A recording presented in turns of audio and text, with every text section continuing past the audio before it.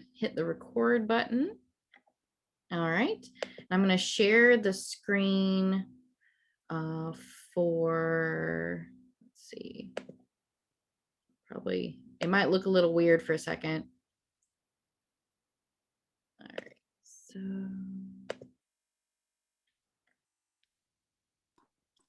Is Gaelic, is it spoken in all parts of Ireland, or just like half Well, of the island? Well, it depends on what parameters you're setting for what you mean by speaking, because if you're meaning like spoken every day, like in a daily, all the time capacity, that would mostly be in the Gaeltacht areas. But there are speakers of Irish all around the world. In fact, one of the internet friends that I have, he speaks Irish. He wore a t-shirt that had Irish on it and went to Jamaica. And while he was in Jamaica, a Jamaican man came up to him and started speaking to him in Irish, because that person had learned it and had learned it on their own, and saw him with the shirt and wanted to practice, wanted to speak with him. So there's people all over the place, and a lot of that has to do with the fact that the Irish kind of immigrated so many different places. But as far as like a daily, day-to-day thing, as far as what we consider a majority usage of the language day to day, it's mostly in the Gaeltacht areas. All right. Did you want to have people introduce themselves? Is that what you wanted, or no? They don't have to. Okay, good. I just yeah, don't want you to go and forget that part. Oh yeah, that's fine. If we want to, we can do that afterwards if we want. But as far as the Irish language, kind of knowing where it comes from, I did get this linguistic language tree that kind of shows that Irish is an Indo-European language. It comes down through the Common Celtic, Insular Celtic. Insular Celtic means it's on the islands, and it's separate from the continental Celtic languages that kind of got absorbed, and some of those are extinct now, such as when the Celts that were in Gaul migrated over to the area where Spain and Portugal are. There are influences of Celtic language in Spain and Portugal, but the actual language that would have been spoken with those Celtic people that migrated is gone. Now, the insular Celtic languages, we had Gaelic that branched off into 3 distinct languages, which is Irish, Scots Gaelic, and Manx. Manx is spoken on the Isle of Man. It, from what I've seen, was reported completely extinct, and people got very outraged about that. And then they immediately started teaching it to their children again, and they have brought it back from extinction, which is really cool. Scots Gaelic is very closely related to old Irish, but not so much modern Irish anymore.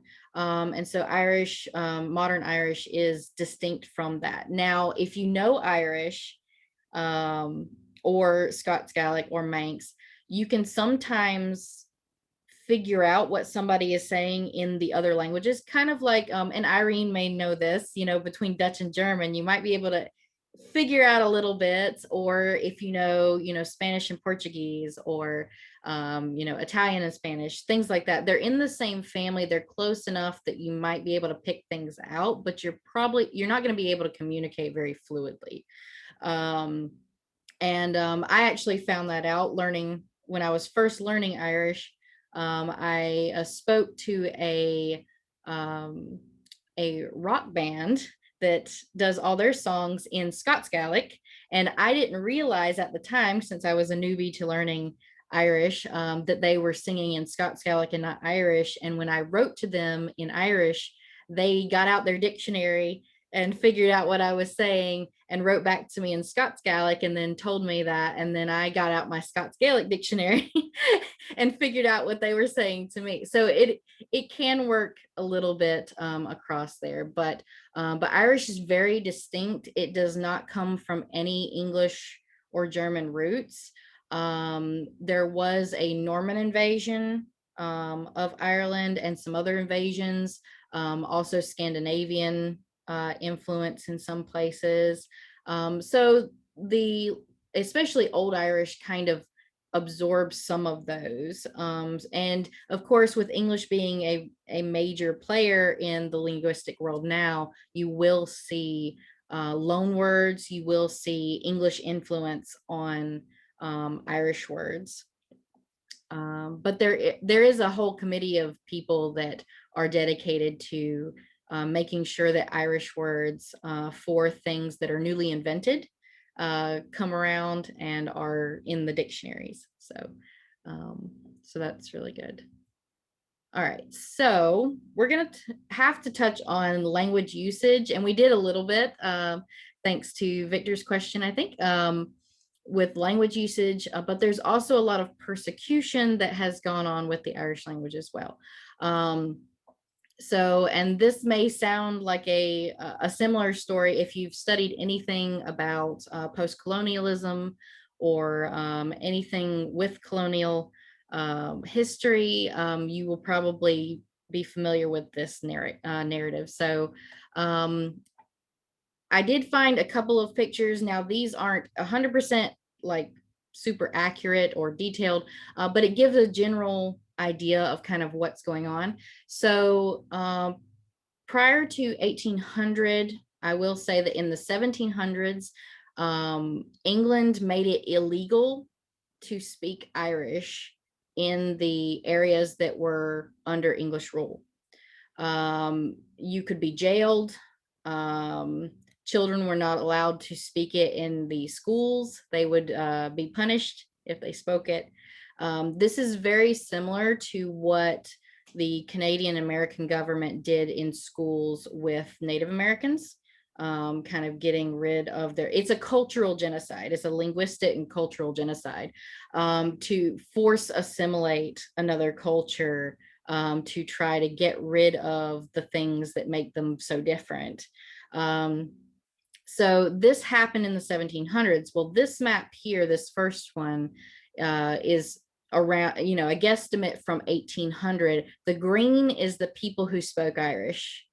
Now, the counties in white had already been predominantly English ruled.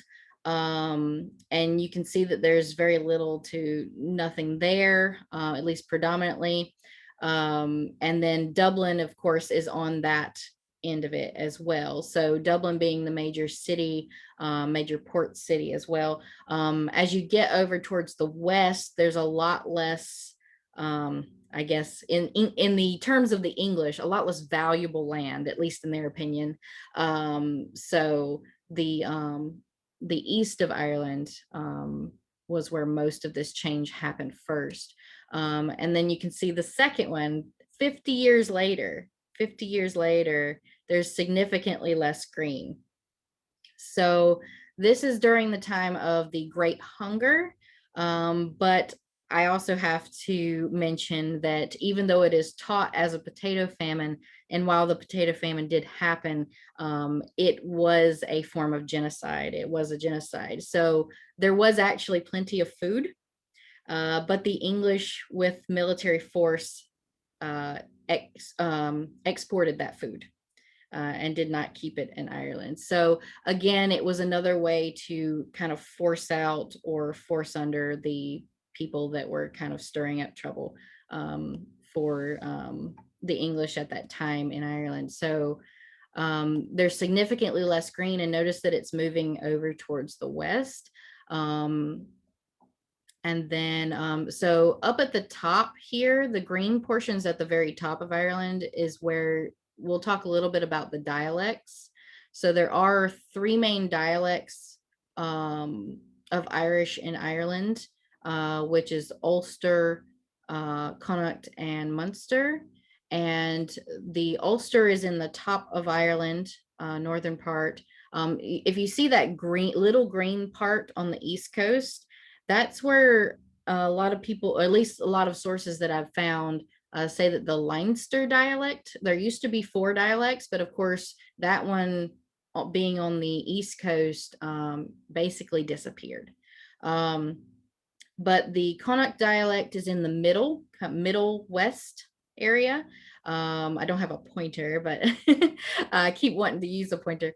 And then the southwest part, on that little peninsula-like area at the bottom, that's where most of the Munster dialects. There are a few minor localized types of dialects, and it's a bit like the difference between, say a Boston accent and say a Louisiana accent. I mean, it can be very different, but it's still the same language. But they might use different words, like people use hose versus or spout versus spigot, and buggy versus cart, and things like that. So different words, different vocabulary would be used in different regions, and they would be pronounced a little bit differently, such as saying like "ka" up north and "car" down here, where we stress the R a little more, and things like that. So let's take a look at 1900. So now there's significantly less green as well. And it is moving more into what we would know as the Gaeltacht areas. And now you can see kind of the year 2000 area.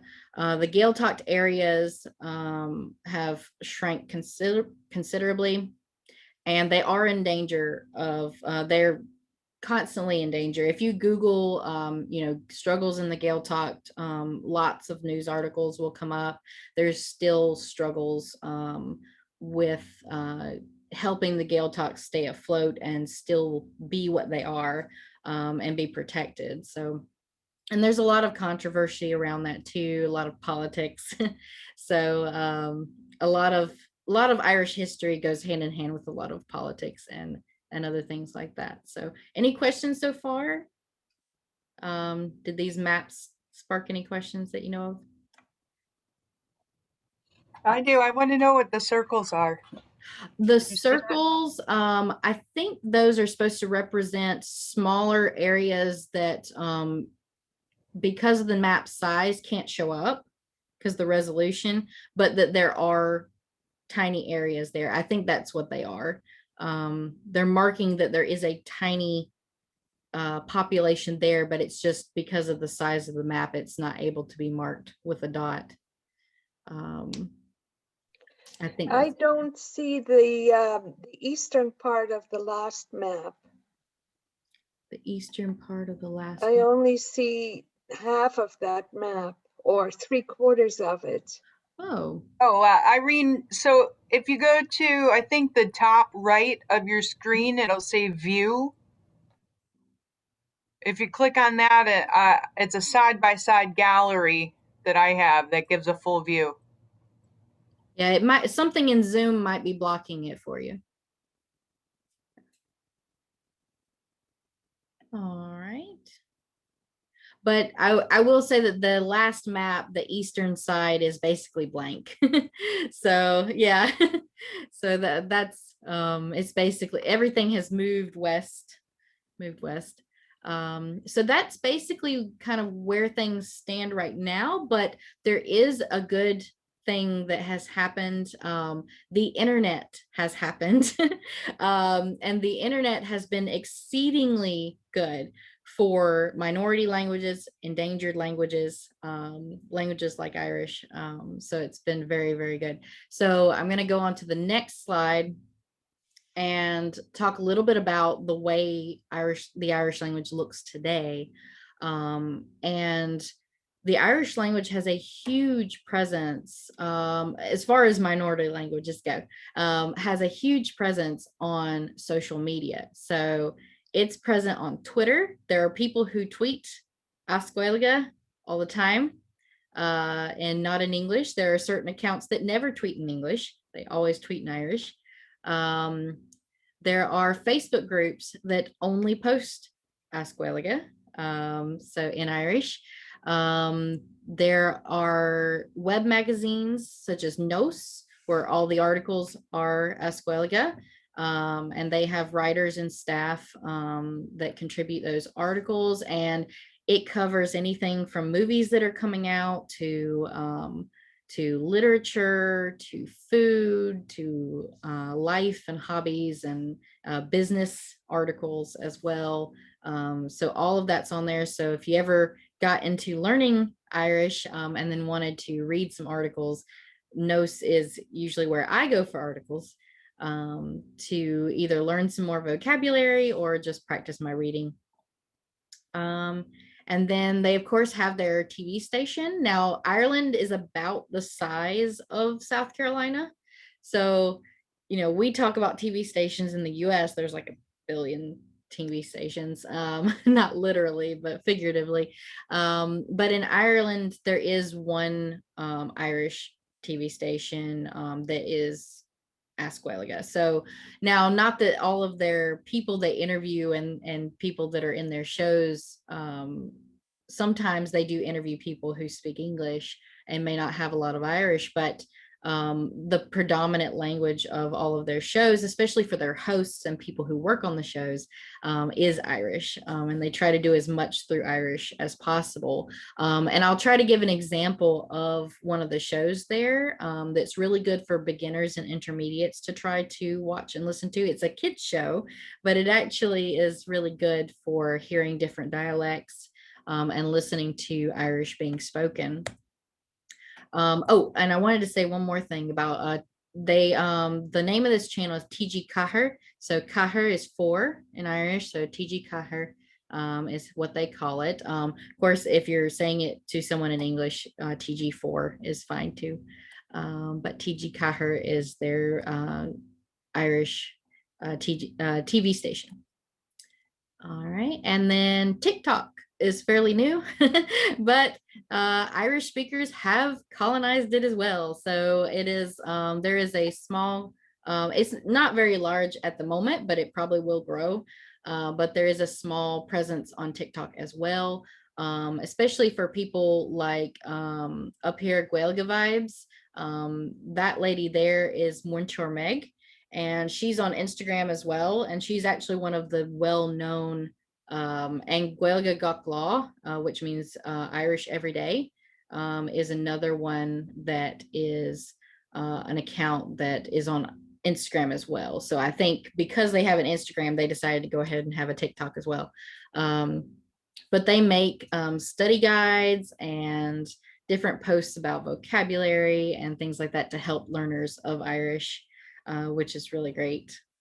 And then there are some accounts that just post things like memes in Irish. There's tons of Irish memes, and they're pretty funny if you've been studying a little while and can kind of get the jokes on those.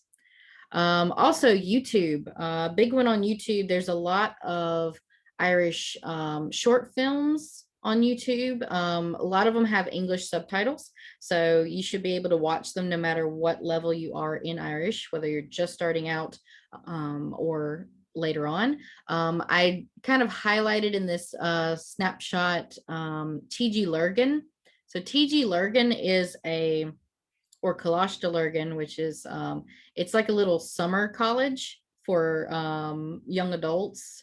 And they young adults and teenagers, and they go in the summers to this area in the Gaeltacht, and they have classes, and they all speak Ask Gaeilge as much as possible. And then one of the things that they've started doing in the past several years is taking modern English songs, whether that's rock songs, rap songs, alternative songs, whatever it may be, and they've been translating them, not necessarily word for word, but they've made meanings out of them in a similar vein in Irish, because word for word translating doesn't really work so well in songs and poems. If you've read translations of poems from other languages, you'll know that too. But they have like Africa by Toto, they've translated that into Gaeilge. That is a wonderful translation song. Please go watch their videos. It's just fun to listen to as well. And then, of course, they have a lot of interviews. Some of these are fairly old, but a lot of interviews with people when there's a lot of controversy over usage in Ireland and the education system teaching Irish in Ireland. You know, the more you dig into that, the more you'll see that the Irish language is wrapped up in a lot of history, politics, culture. You can't really divide them. And that happens in most cultures. So any of y'all who have studied significantly other languages, you'll probably know that once you get to a certain point in studying that language, you're going to absorb some of the culture, whether you like it or not. You can't divide it. So YouTube has a lot of resources there as well. And there's also videos on YouTube to talk about learning Irish and helping you learn. The Irish Times had this article here, so it becomes an official EU language. So the European Union recognizes Irish as an official language. They do have people who speak in their I forget, I don't know exactly what they call their area. I guess like their Congress Hall or Senate Hall, something like that. It would be similar veins of there. I don't know the exact term. But they have people who speak in Irish there, and people will have interpreters for that. So it's treated in the same way as someone who would stand up and speak in Spanish or stand up and speak in French or German or Dutch, Romanian, any of those. So any of the countries that are part of the EU, and the Republic of Ireland is still a part of the EU, even though Northern Ireland has been removed from that because of Brexit. So again, wrapped up in politics, it can't really be divided. So any questions on, you know, Irish's place? It seems it has a really wide spectrum, especially on the internet and worldwide as well. So, but yeah, feel free to stop me at any point if you have any questions on what I'm going over. So now we're going to get into some unique traits of the language. So these are things that make it different from the majority of people who would be learning Irish are probably English speakers, probably English first language speakers, although that's not always the case. In fact, there's back talking about the short films back on YouTube, there's one called Yu Ming is Anamdam. And Yu Ming is the guy's name, the main character, and he's from China, and he teaches himself Irish, but he knows no English, and goes to Ireland. And it's actually a good social commentary type film, but it's also really kind of cute and endearing at the same time. But Yu Ming is Sanamdam is a very good short film. I think it won some awards as well, and it has English subtitles if you want to watch it. But some unique traits of the language is the alphabet. Now it does use the Roman letters, like just like our alphabet, but it only has 18 letters. So they don't have some of the other letters, but loan words sometimes have a V or a J or something like that. You usually won't see a K, a Z, a Y, any of that, because Irish has ways of making those sounds without those letters. And we'll kind of go over that. So one of the challenges that English speakers, when they come to the Irish language, often have is that the alphabet that we know is being used, but it's being used in a way that mutates the sounds a bit like we're not used to.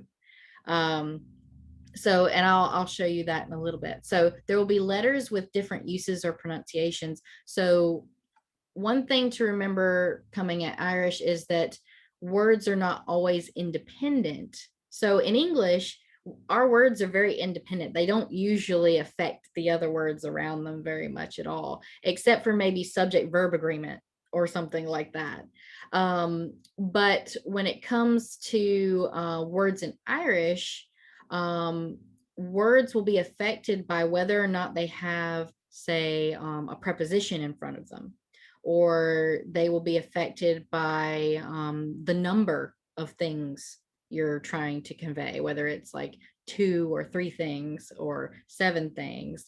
So when you're counting, whether or not that word is dependent on another word, connected to it, as almost an adjective would be. So the words in the sentence are going to affect the words around them, and that helps communicate a layer of meaning in the language. And it can be intimidating at first, but you really get used to it through just repetition. It's the same way we would learn idioms in English, where we're saying, oh, I'm fixing to do this and this, but a non-English speaker is not going to know what you're fixing. They're like, fixing what?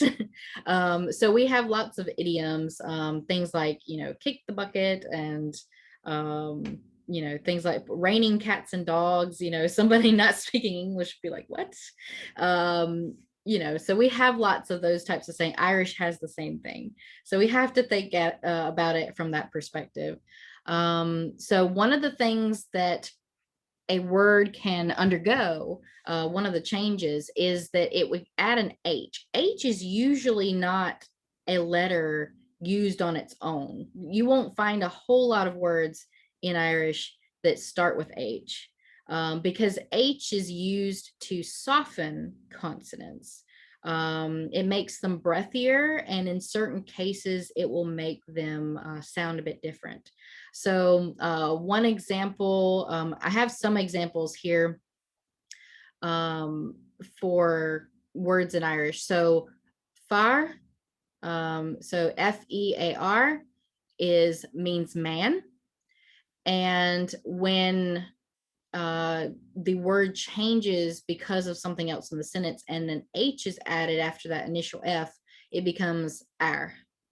So the F goes silent. So again, you're softening whatever comes before that H. And then Jera, now it becomes Yera. So Jera becomes Yera. And here, a lot of this is also determined whether that consonant is next to an E or an I, or an A, O, or U. So you have broad and slender consonants as well. I didn't put that in here because it can be a little bit complex, but just know that a D, so take a look at the word Jera. So it means the end, but the word Jera, that D sounds like a DJ, like almost a J is attached to it there. And that's because the D is next to an E. But if the D was next to an O, an A, or U, it would be a hard D. So it'd be like door, like the D in door. So you do have to pay attention to what your letters are next to. So, and again, it's just learning the words kind of as you go. It becomes an unconscious thing as you learn. And then the word cut, it's cut in Irish, but it means cat. And when you put the H after the C, it becomes a guttural. So it becomes hut. So it's in the back of the throat. And that was one of the hardest things that I had to learn, was that guttural thing. Another reason I have yet to tackle German, because there's a lot of that. But I finally was able to do it. Yes. Yes, I see Irene nodding her head. So yes. So that guttural sound, and that's one thing. I will go, well, let me go to the next one. So tach. So again, we have the at the end of the word. So tach means house.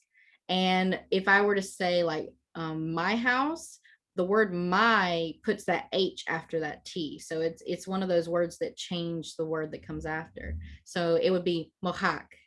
So mohak. So the T becomes an H sound and almost goes silent, but not quite like the F.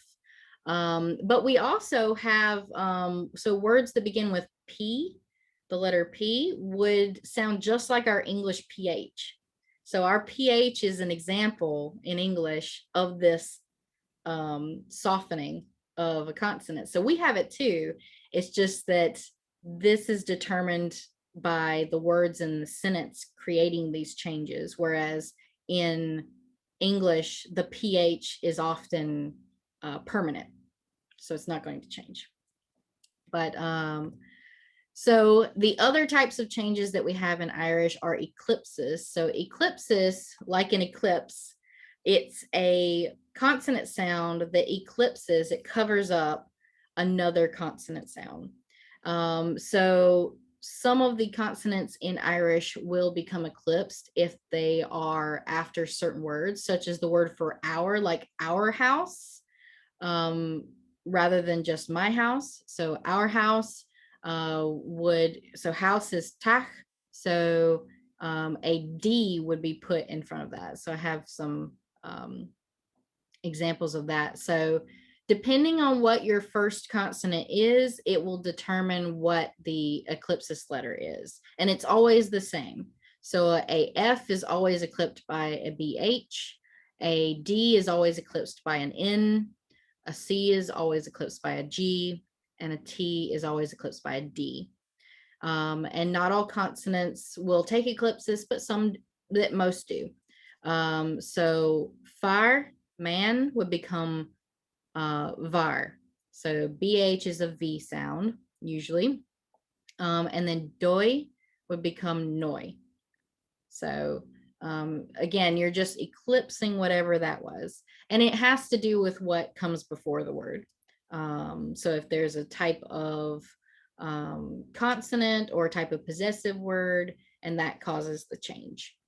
There's not a ton of eclipses in Irish, but you do see it with certain words. And then vowel accents. So they call it a shinafada, which just means a long, like a long sound, because fada means long. But with the vowel accents, it's very important to include them. So some people will be like, we can leave them out. In other languages, sometimes you can get away with that. But I know Spanish has some where the accents definitely matter. And then other languages do too. Now the shinafada is always drawn from the bottom left to the top right. If it's the other way, that's actually Scots Gaelic. That's the way they do their accents. They do it the other way. So you'll see bottom left to top right is the Irish accents. And then they're very important. The meaning of the word can change. And I have a couple of examples. One of them is kind of funny. And that's the one you usually see on the internet if you look for articles about the shinafada. So fire, like we've been over, is man, but fair is grass. So whether you mean man or grass, it's going to be determined by that shinafada. So and then kaka means cake, and kaka is the rude word for poop. So cake or cock. And then of course even small words like ma is my, but mo is big. So big, and you'll only see that with like phrases like nismo, which means bigger or larger. So it's that comparative form.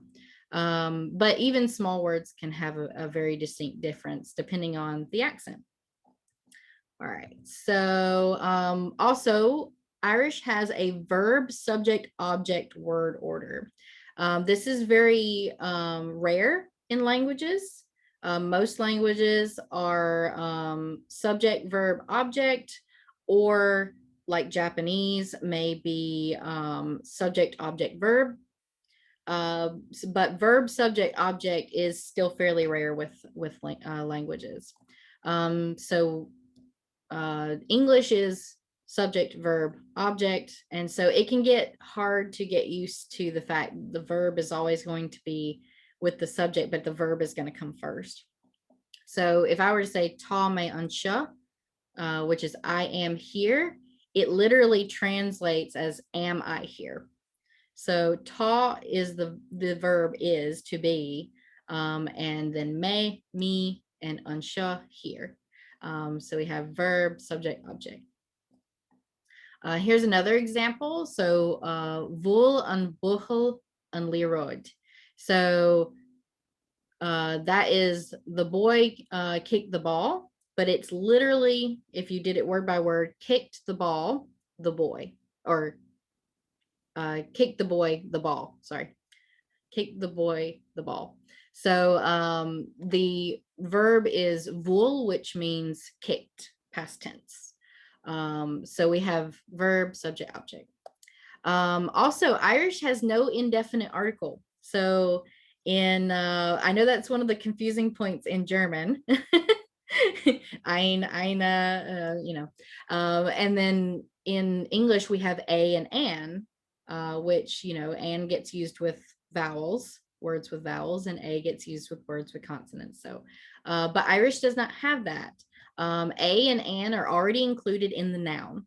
So it's a lot like Japanese in that way, actually, because Japanese they don't have indefinite or definite articles. But in Japanese, it's already included in the noun. So fire is a man or man, and cut is a cat or cat. So the a is already included. And often when you're, I will say this, often when you're counting and you just want to say one of something, you're just going to say the noun plus the word awan, which means only. So you're only a, so instead of saying one man, I would say Pharaoh, which is only a man. So when you're counting, a lot of times the noun stands in for one if there's only one. There is no word for yes or no. And a lot of people get confused by this, but there is no word for yes or no in Irish instead.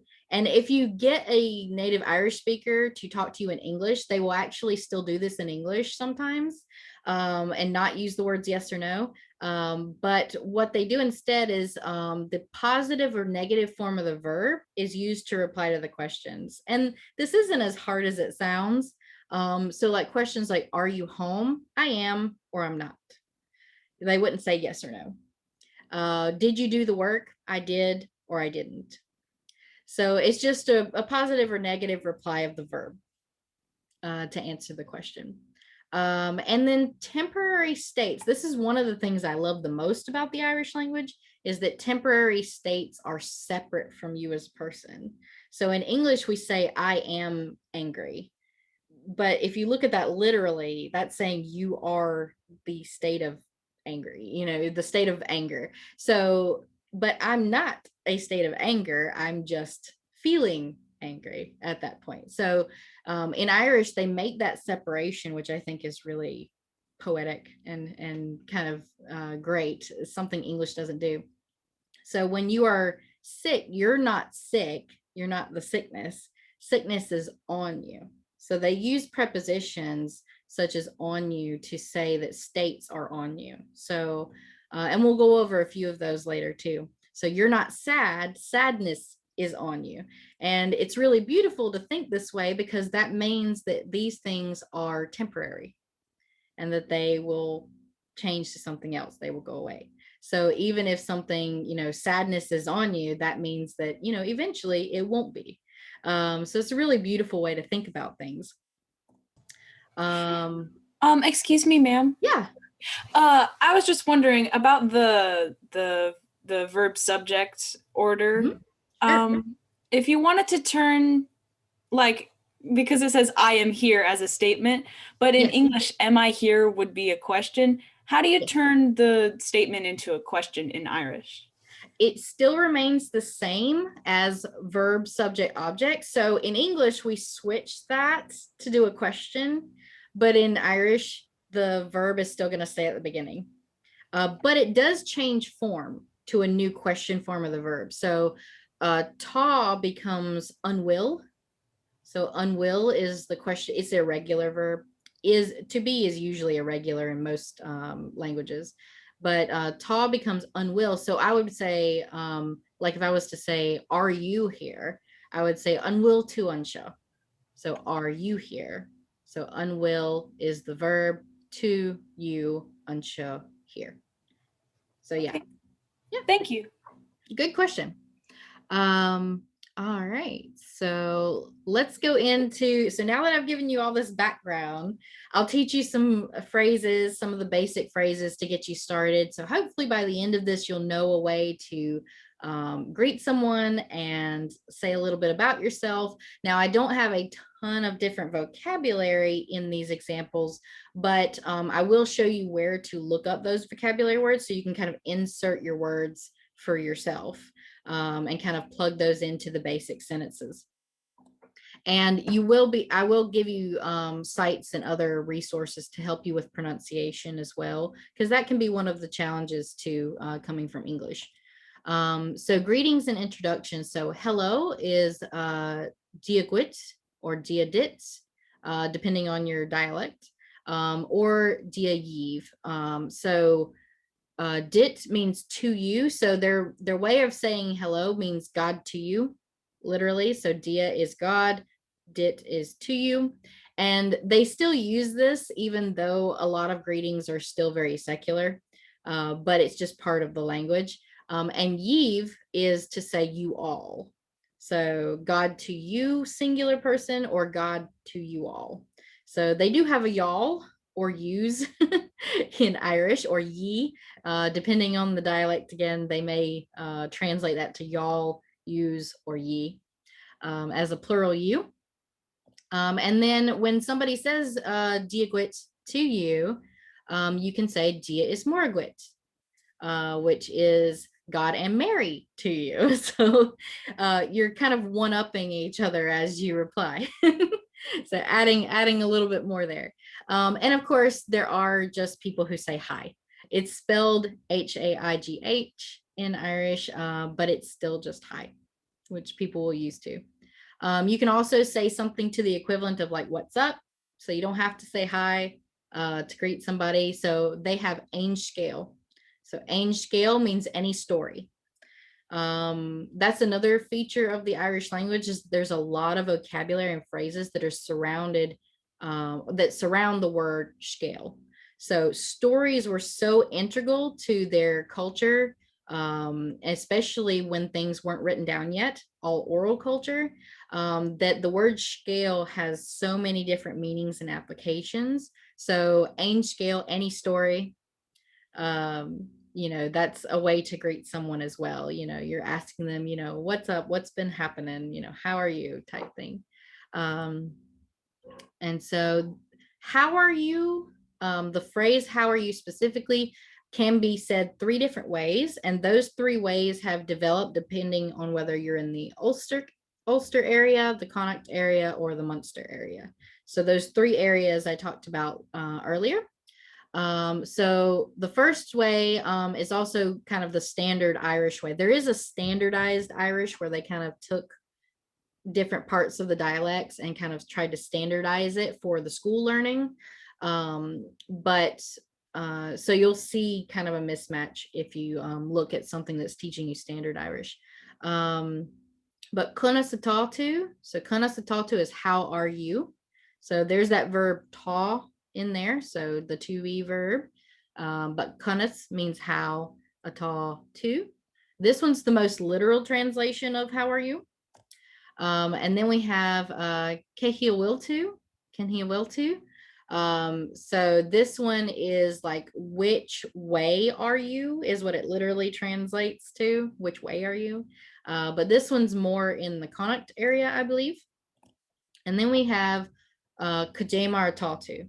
So Kajamar Tatu is in the Ulster area mostly, I believe.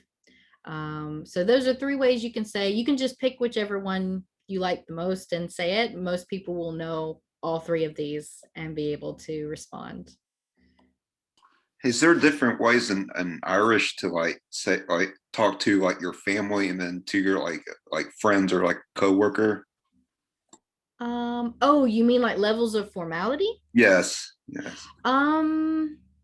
Not really. You might use different vocabulary, but the structure and everything is basically the same. But I know what you're getting at, because I've started learning Japanese, so I definitely know there's a difference there. But in a lot of other languages too. But but not that I know of. I do know that vocabulary and phrasing and whether or not you're using complete sentences or speaking in fragments will also change. All right. So now if you were to answer, how are you? You can say, I am well, which is time, which is ta may kind of squished together. So different dialects will squish those two together and some will keep them separate. So it's ta may or time. So ta may gama or time gama, which is I am well. So gama is, ma is good, and the g before it turns it into an adverb. So you'll see a lot of the g something to turn something into an adverb. What is your name? Kadis anamdit. Kadis anamdit. So what is name to you is literally what it translates as. So that dit again, like in the hello, is to you. So what is name to you? You may hear people also say Kadis anam orts, which is like, what is the name on you? So again, things are kind of described in a different way where things might not always be permanent. Kind of an interesting way to look at things. And then if you want to say, I am so-and-so, you want to introduce your name. You're not literally saying my name is, but you're saying I am so-and-so. You would say Ismisha and then your name. So Ismisha is, Misha is may, it's, me or I, but it's an emphatic form, meaning me and not other people. So emphatic. So Ismisha Cheryl, or, you could say Ismisha your name.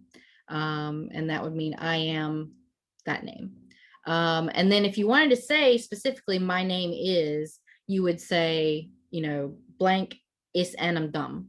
So dum is the same as dit, but dum is to me. Dit is to you, dum is to me. So that preposition will change with the pronoun that it's attached to. So I would say Cheryl is anam dum. Cheryl is anam dum. And then it's nice to meet you or you all. Let me move my little screen here. Okay. Tashe das bulalat or tashe das bulaliv. Lat means with you and live means with you all. So again, it's one of those prepositional pronouns kind of combos, but it literally translates as it is nice to meet with you. It is nice to meet with you or you all. And bulla means to hit, actually. It's the verb to hit. But when it's put with the preposition lay, like let or live, then it means to meet. It's another idiomatic type phrase. Where are you from? Kadastit. As means out of. It's a preposition means out of. So it's literally saying, what is out of to you? It's a very idiomatic phrase, but it's like saying, like, it's like in English if I were saying, oh, where are you from? Where are you out of? I think German has something similar with like aus. Yeah, they use out. Yeah. And So there's a little bit of influence there, I think, or just coincidence that they both do that. But also you hear a lot of people say in English in Ireland, that someone was blowing in from. So coming in and out are used as prepositions for going to and from a place. So in English, we say a lot more to and from, and then in Irish, they say a lot more in and out, at least from what I've heard. And then you would say, Isas Greenville May. I am from Greenville. Or Isas Anderson May. Isas Dublin May. Well, you wouldn't use Dublin. Dublin's Irish name is Balaclia, which means was it town of the ford or something like that. So like a ford, a crossing area for a river. But let's see. So any questions on these? You want to hear me say any of them or repeat any of them? All right. Got a few more things here. I gotta move my screen again. Okay.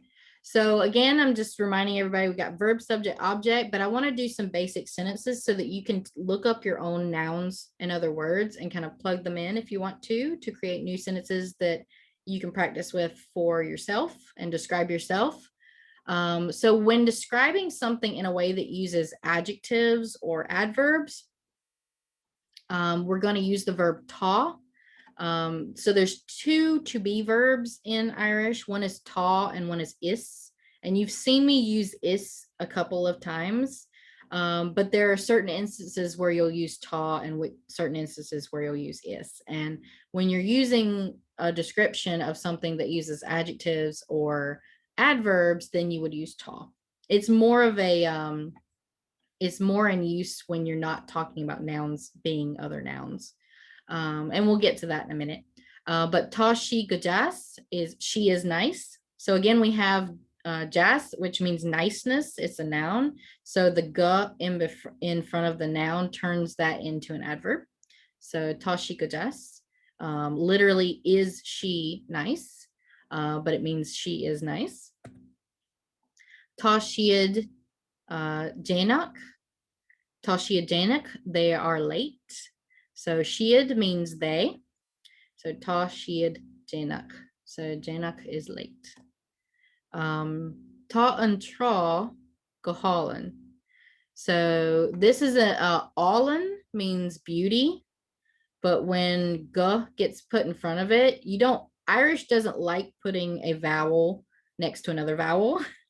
So they'll add that H. Like I said, the H gets added to the consonants, but it'll also get added in front of a vowel to sort of add that huh sound in there. So tá an trá is the beach. So they don't have a indefinite article. So you wouldn't say a beach. You just say trá. But it does have a definite article. So the word the is in there for and that's un. So tá an trá, the beach, go hálan is beautiful. All right, and then tá na sléibhte ard. So tá na sléibhte ard.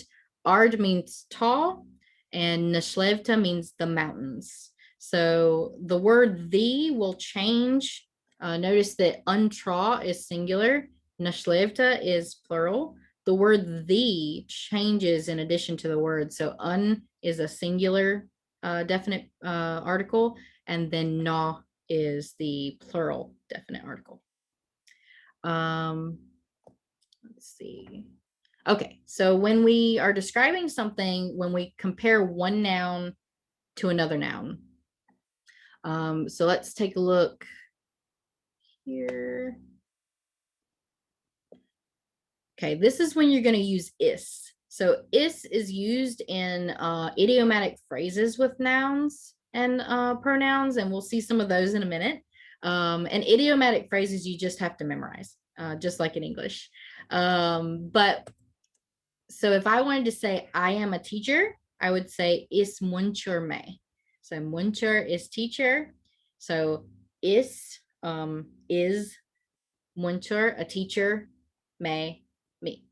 So that's the way you're setting it up, because the is comes first and then one noun and the next noun will be right next to each other. So you're saying one noun is the other noun.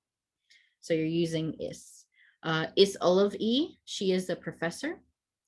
And it's using me and e, which are the object versions of the pronouns, sort of like she, her, and I, me. May doesn't really change. But she, her does change, he, him changes, and they, them changes. It's a an school, so it's the school. So if you see a sentence that starts with is a, that means it's, basically. It's a way of saying it's. So one thing is another thing. So it's a an school, it's the school. Shin, you may hear people drop the pronoun though. Shini, which is that's her, Moyerfur, my sister. So Shini Moyerfur or Shin Moyerfur. You may hear people drop the pronoun depending on, if they're speaking super formally or not. So that's my sister, or Shoei Mahara. So this is my friend, and a being a masculine pronoun, usually would be introducing a male friend. So sho is this and shin is that. So those are some examples there. So when you're introducing people, you can say, sho mawaher, this is my mother, sho maher, this is my father, things like that. All right. So any questions so far? Actually, Cheryl, I have to say goodbye. It's a little bit after 5, and I'm very okay. sorry. Yeah, we're almost done. I'm sorry, but yeah, if you have to go. Oh, you're just fine. I think that there's a lot of folks who are really enjoying this, and I just wanted to say thank you for offering this to us.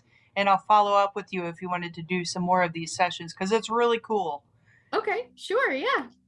But I have a 5:30 that I need to get to, and thank you all for coming. All right. Thank you. Okay. So I've got some common phrases. So we don't have too much more to go, just some common phrases, and then I'm going to give you some resources. So common idiomatic phrases, these are ones you just kind of have to memorize, much like the idiomatic phrases we use in English. So to like or hate something. So this is very useful if you're talking to people and practicing conversation. So your likes, your dislikes. So if you want to say you like something, is ismalum, which is it's good with me. So it's good with me, XYZ. So I like XYZ. So ismalum kaka, I like cake. Or ismalum flowers, I like books. So things like that. Isfualum, I hate or dislike. There really isn't a separate word for dislike, but I think they just say isfualum regardless, so for either one. But isfualum lice, I hate medicine, or something like that.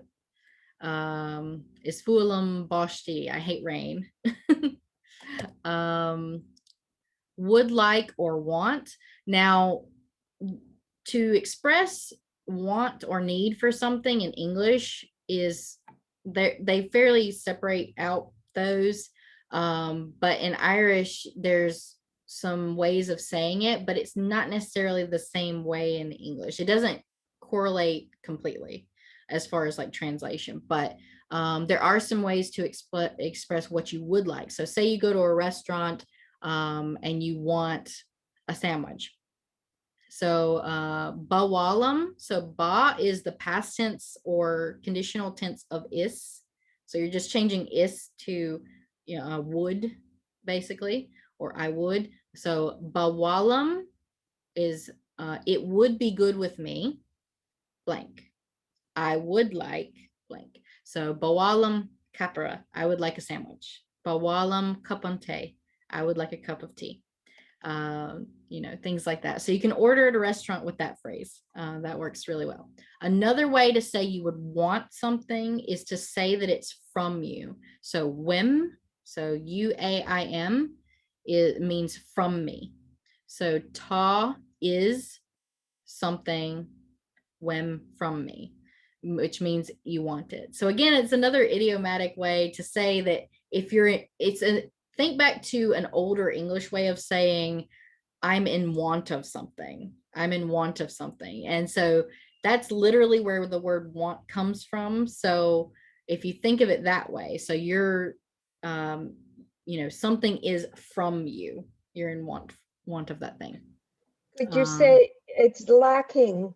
Lacking, yes, from yes. me. Very much like that. Very much like that. So ta guna wim, I want a dress, or ta car wim, I want a car. So to have something is very idiomatic in Irish as well. So to have something, again, remember with the feelings, they're on you. So possessions are at you and sometimes with you. But to say you have something, a possession, it's at you. So tá madra, so is a dog, agam, at me. So, but you may hear people in the Connacht area say it as instead of agam. They kind of delete the G. But it's the same word written out. But tamadra or tamadra agam, I have a dog. In past tense, when you move ta into past tense, it becomes v. So v cut agam, I had a cat. So a cat was at me. So this is one of those things that's a little harder to get your mind around as an English speaker. It takes practice, but if you practice saying the things that you have or things that you did have or things that you don't have, it'll become a little more natural as well. And like if someone doesn't have something, and again, egg, ag, is that verb at, but again, it turns into agam when it's at me. So it's combining with the may, it's combining with the pronoun. So Neil cut egg mavuntor. So Neil cut egg mavuntor. So my teacher does not have a cat, which it literally translates as a cat is not at my teacher. Cat is not at my teacher. So, or to be under a condition or emotion. So this is that things are on you. So to say I'm sorry in Irish, you're literally saying tabron orum, which is sorrow is on me. Sorrow is on me. So tabron orum, I'm sorry. It also means I'm sad. So sorry, sorrow is on me. Ta tursha orum, I am tired. I am tired. And I'll, as an aside note, I'll just put that the reason the S here in tertia is that SH sound is because the S is near an I and an E. So the S will be an S next to an A, O, or U, but the S will be a SH sound, a sh sound next to an I or an E. So that's why some people get confused with that. So I wanted to make a note. And then ta ahas ort, you are happy. So happiness is on you. Happiness is on you. So yeah, I think that's it for those. Anybody need me to repeat any of the phrases or have any questions on these phrases? I have a question in general. Okay. Is it a very expressive language, and how is that? How are the subtleties conveyed? Because the grammar seems so simple in, not complex. And so how are the complexities, the subtleties, the subtleties?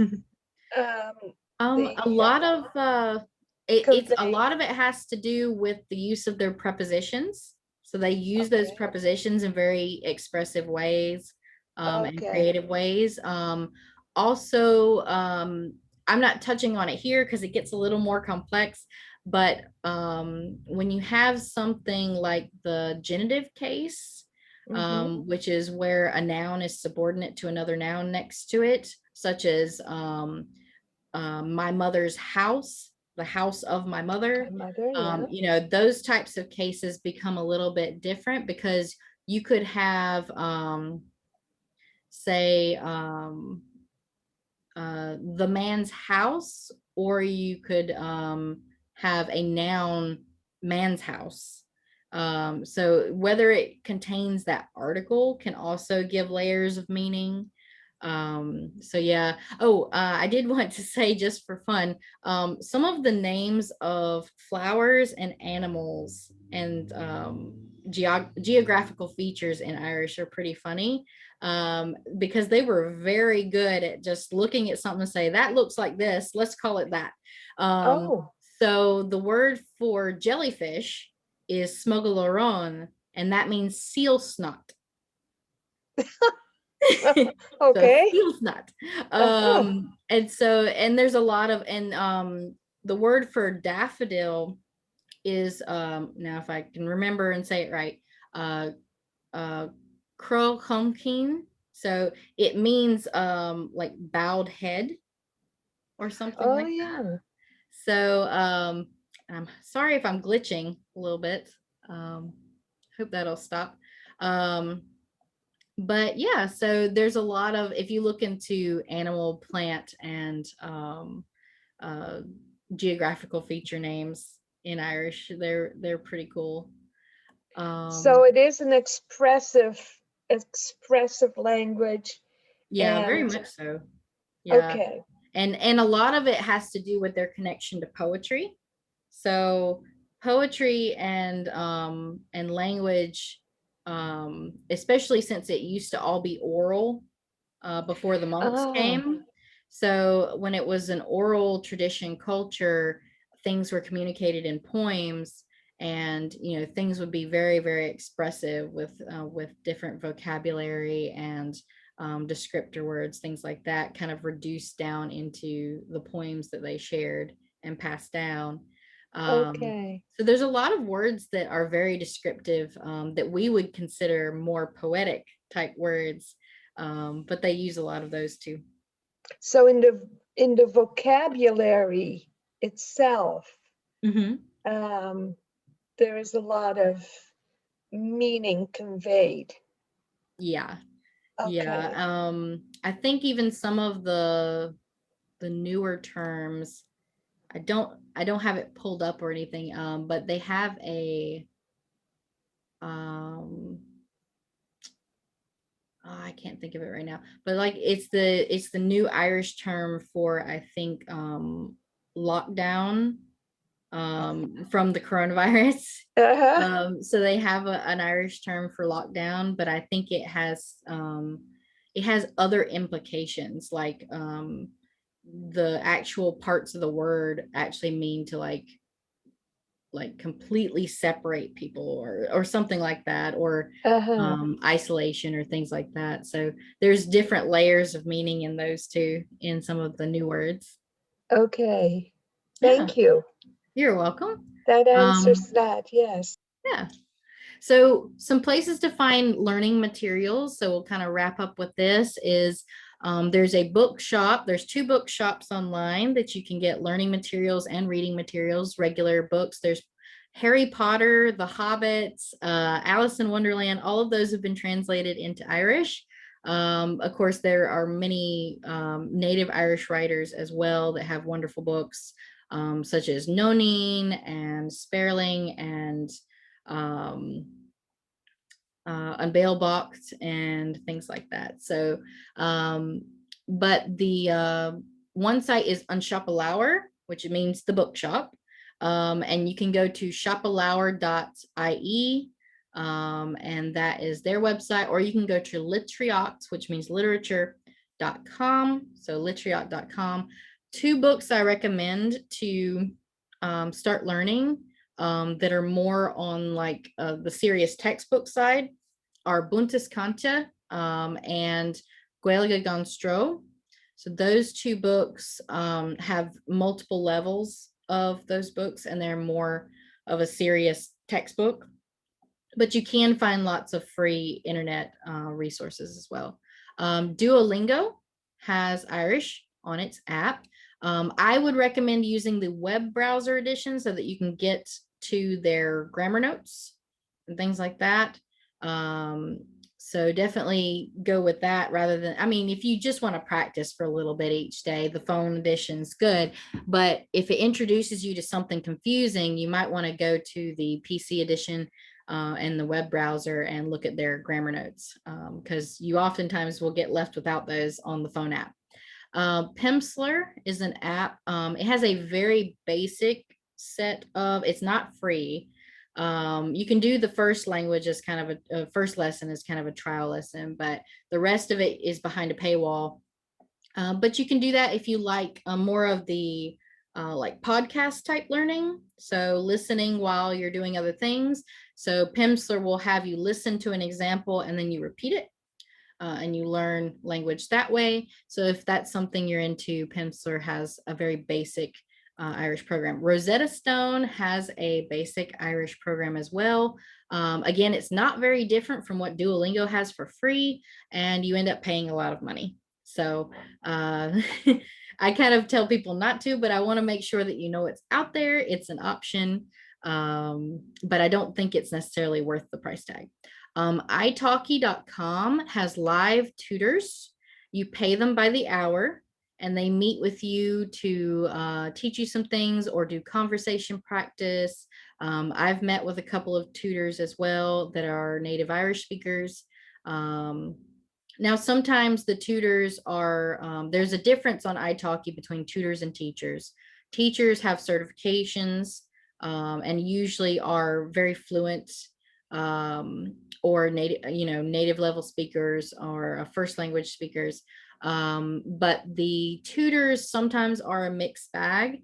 It could be people who are at a fluent level, but maybe they are Irish second language. They're not Irish first language. So you do have to kind of take that with a grain of salt. But if you're looking for someone to really help you with grammar and certain expressions and conversation practice, you can try there. And it's usually not more than, maybe $10 to $20 an hour. So it's not that bad. Futurelearn.com has free Irish language courses. These are basic courses in culture, history, and language that they do with, I think it's with University Dublin, UCD. And then also on YouTube and Instagram, the accounts that I recommend the most are Learn Irish, which is, that guy's name is Dean, and Gaeilge Imachrí, which means Irish in my heart. That lady, her name is Molly. And then What the Fuckle, which means what the word. The word for word in Irish is fuckle. But What the Fuckle is a play on words. It's a series by Kieran the A, and she is a poet and a presenter for Irish television series, and she speaks Irish natively and fluently. And she has a series on there that helps you learn different difficult aspects of learning Irish. Also Gaeilge le Emer, so that means Irish with Emer. Emer is a Irish language tutor, and she has a Instagram and YouTube channel that helps with Irish as well. Most of her videos are all in Irish, but most have English subtitles that can help with that. And then Munchor Meg, I mentioned her earlier, but she is on Instagram and TikTok. I don't know if she's elsewhere, but I think she's on Facebook too. But Munchor Meg, she does posts about vocabulary and just extra things that you can learn, and she'll explain different grammar points and things like that. There are learning FB groups, such as I Am Learning Irish, Tomeg Fulham na Gaeilge, and also Duolingo Gaeilge Irish study group. So if you type those into the search bar in Facebook, you should be able to find those groups. And with the Duolingo one, you don't have to be doing it on Duolingo to join. There is also an FB group called Gaeilge Awan, which means only or Irish only. But they only accept Irish posts, so no post in English. So that may be something for later after you've learned some sentences. Or if you want to copy and paste what they say and stick it into Google Translate and get an approximate, it doesn't work great, but get an approximate gist of what they're saying, then maybe you can learn some new vocabulary by looking at their posts. There are dictionaries such as Chenglon.ie. That one does have a phone app and a website. With the phone app, you do have to download the different dictionaries. It has an Irish to English, an English to Irish, and Irish to Irish, and a dialectical pronunciation, also a grammar database as well. So that one's very, very useful. Folklore.ie, it just means dictionary.ie. It has an English to Irish dictionary, and it has phrases that you can do. It also has some pronunciations in the different dialectical ranges. So you can push it a little, click a little letter after the noun or the word or phrase, and it will say it in that dialect's pronunciation, which is really helpful. So when you're learning new words, you can learn the pronunciation along with it. Terma.ie, which just means term.ie.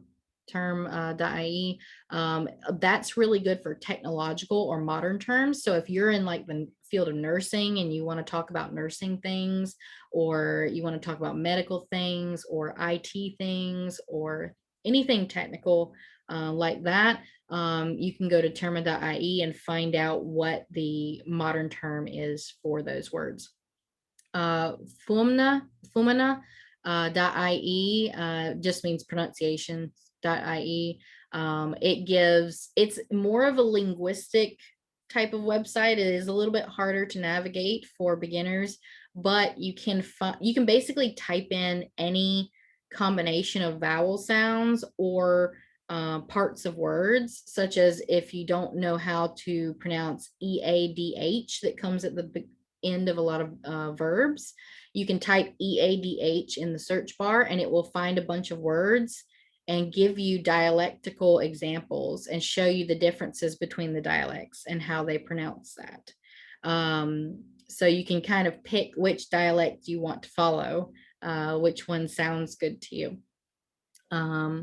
And all the dialects are valid and everything. There are physical dictionaries you can order at Unshopalauer and Literature.com.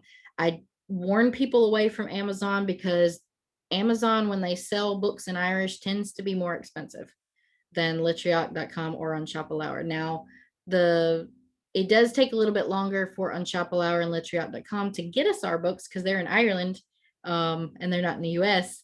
But I think it's worth it. The prices are better and they have more of a selection anyway. So plus you're also supporting an Irish company, so that also helps. I do a lot of other lessons, such as like B2 lessons, which are like more of an, I guess, an advanced beginner, not quite intermediate lessons over on our group's YouTube channel, Gaeilge Talk Greenville. We also have some interviews over there with some of the people I mentioned on YouTube, such as Dane, and I may have gotten the spelling of his name wrong. I think it's Dane instead of Dean. But Molly and Kieran the A, I've done interviews with all of them. So if you want to see what type of people they are and kind of get to know what they're about before you go over to their channels, you can check out those interviews and see that. I did want to see, okay. I did want to show you, I'm hoping that it'll show the, so this is a really good one to get used to listening. So one of the methods of language learning that is really popular right now, especially with polyglots, is no matter what level you're on as far as you're learning, to just constantly listen to the language. Even if you don't understand what they're saying just yet, getting used to those sounds and, it kind of soaks into your brain a little bit. So this is one of the shows that's really good. They have several different people with different dialects. And it's for children, but I feel like it has a really good range of vocabulary because they teach a lot of the sciences, technology, math. So you're basically learning all of these basic verbs and phrases and vocabulary as well. Let me see if it'll actually play so you can hear some of this.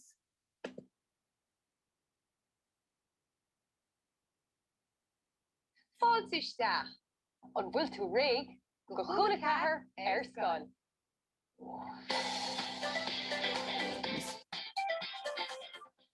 I'm just going to give this as an example. Paul and Shaw. Tom Story.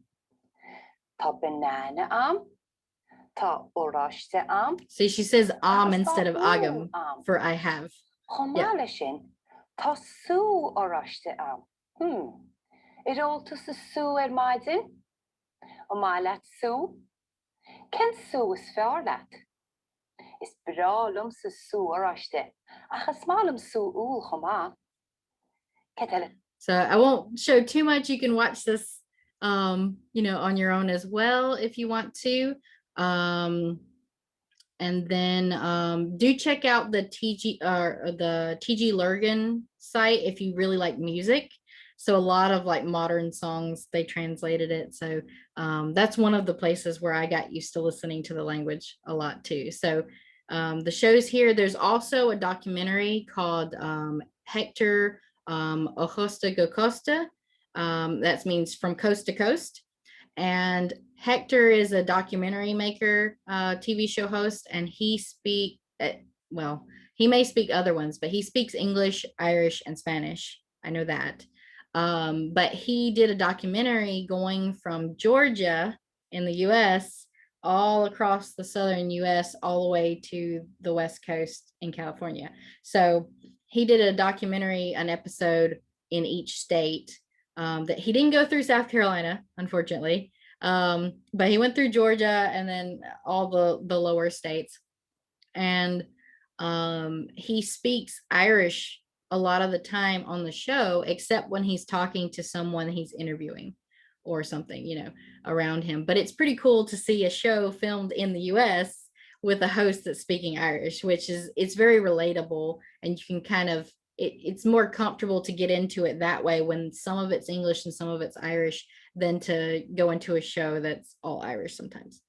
So, but that's basically it. Did anyone have any final questions before we close out?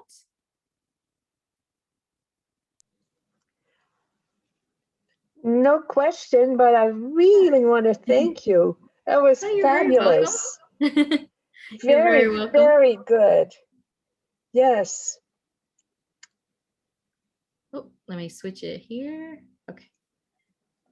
So, all right. Well, I thank everybody for sticking with us. I know it's been kind of long. I actually didn't anticipate it going that long. It was great. But yeah, I'm glad everyone got to attend. And again, we are recording this, so if you wanted to, hopefully, Karen will be able to share, where that link is and everything. Oh, thank you, Michelle. And hopefully everybody will be able to share that link, and maybe people that were interested, you can kind of share it with them too. So that'll be great. Wonderful. Thank you. All right. How do you say thank you in Irish? Gurav Mahagits. Okay. So I can say it slower. Gurav Mahagits. Gurav Mahagits. Perfect. Oh. Yeah. So Gurav Mahagits, and then Tafal Charoet is you're welcome. So Tafal Charoet. Okay. Yeah. All right. Well, thank you, everybody. I'm going to go ahead and stop the recording.